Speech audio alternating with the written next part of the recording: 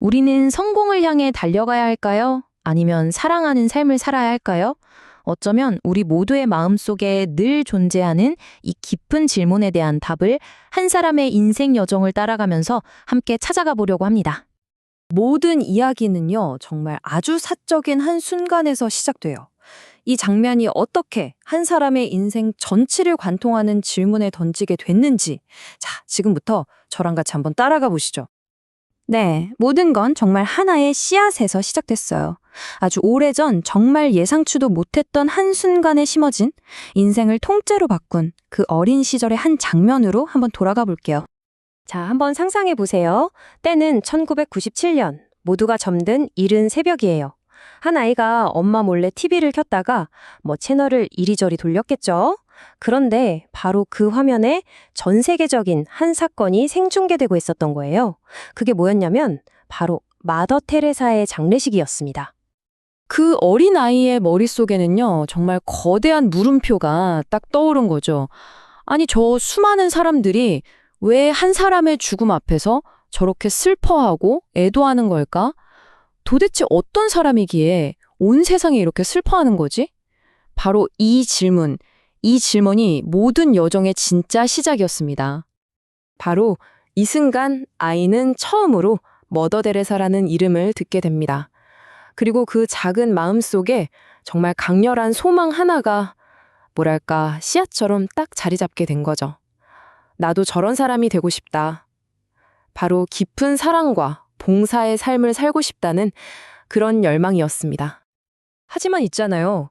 그런 사람이 되고 싶다는 그 멋진 이상과 실제 우리가 살아가는 현실 사이에는 엄청난 간극이 존재하죠. 바로 우리 눈을 가리는 들보, 오늘 이야기할 핵심입니다. 그 이상과 현실의 치열한 싸움에 대한 이야기죠. 여기서 가장 중요한 개념이 바로 이 들보라는 건데요. 이게 성경에 나오는 비유거든요. 다른 사람 눈에 있는 작은 티끌은 그렇게 잘 보면서 정작 자기 눈 속에 있는 이 커다란 들보는 보지 못한다는 거예요. 우리가 애써 외면하고 있는 우리 안에 크고 중요한 약점, 바로 그걸 말하는 겁니다. 이게 바로 우리 내면에서 벌어지는 전쟁 같은 거예요. 한쪽에는 머더 데레사처럼 다른 사람을 사랑하고 싶은 마음이 있는데 다른 한쪽에는 어떻게든 더 나은 성과, 더 높은 인정을 받으려고 내 이익만 챙기는 현실의 내가 있는 거죠. 이 둘 사이에서 우리는 정말 끊임없이 충돌하고 갈등합니다. 현대 사상가인 에크하르트 톨레가 이런 말을 했어요. 다른 사람을 비판하고 비난할 때 우리는 더 크고 우월한 존재처럼 느끼게 된다. 이게 정말 핵심을 찌르는 말이죠. 우리가 왜 자꾸 남을 판단하려 하는지 그 심리를 정확히 보여주는 거예요. 남을 비판하면서 순간적인 우월감을 느끼지만 바로 그 순간 우리는 진짜 자기 자신에게서 점점 더 멀어지는 겁니다. 그래서 우리는 결심하죠. 아, 이런 내 모습 진짜 바꿔야겠다 하고요. 근데 의지력만으로 이 들보를 빼내려는 시도 해보신 분들은 알겠지만 이게 결국 좌절스러운 순환으로 이어지기 마련이더라고요. 이 과정 정말 익숙하지 않으세요? 첫 번째, 내 안에 들보를 발견해요. 두 번째, 그걸 없애려고 정말 평생을 애쓰죠.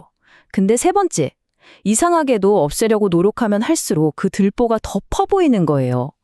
결국 네 번째, 완전히 지쳐서 패배감에 빠지게 되는 거죠.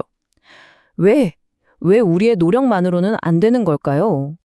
바로 여기서 정말 결정적인 전환점이 찾아옵니다. 그건 바로 깨달음이에요. 아, 나는 혼자 힘으로는 이 들보를 도저히 뺄 수가 없구나. 내 힘만으로는 충분하지 않다. 이 한계를 인정하는 것. 바로 이 솔직한 고백이 완전히 다른 해결책으로 가는 문을 활짝 열어줍니다.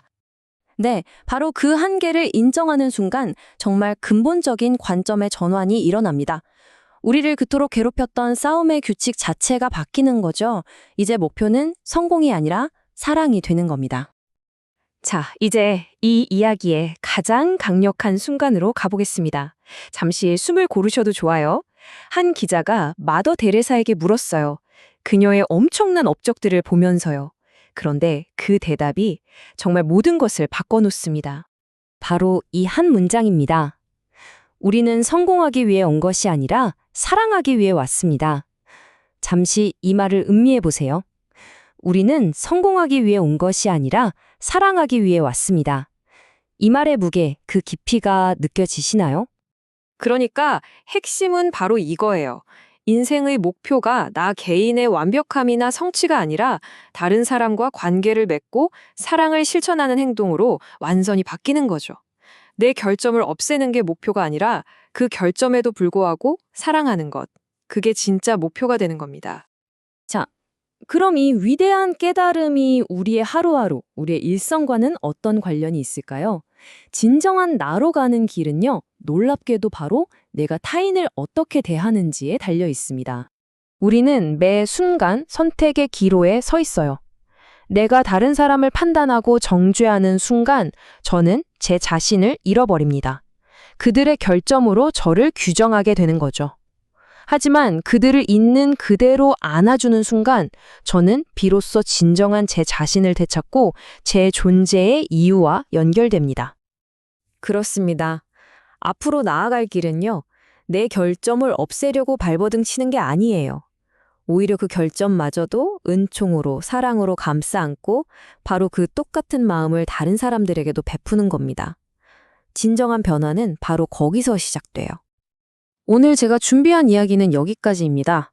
마지막으로 이 질문을 여러분께 던지면서 마무리하고 싶어요. 오늘 하루, 당신의 삶을 채운 것은 성공이었나요? 아니면 사랑이었나요?